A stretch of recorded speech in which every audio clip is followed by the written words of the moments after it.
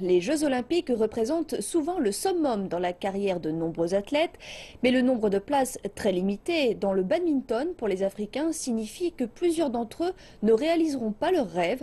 Voici le parcours difficile d'un athlète égyptien qui tente sa chance pour se rendre à Rio.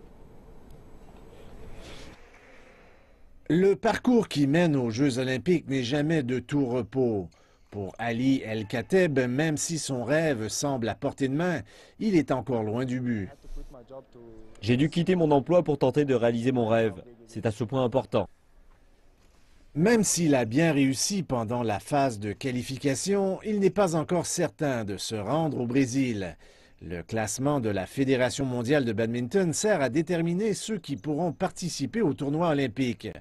Les joueurs doivent être dans le top 100 pour s'assurer une place. Il sélectionne seulement un joueur africain en double. C'est donc très difficile de se qualifier. Il faut être dans le top 50 et un des meilleurs du continent.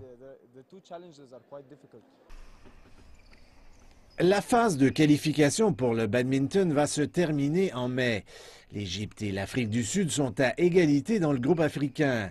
Mais si tous les espoirs sont permis, il y a beaucoup d'obstacles à franchir avant d'arriver à Rio.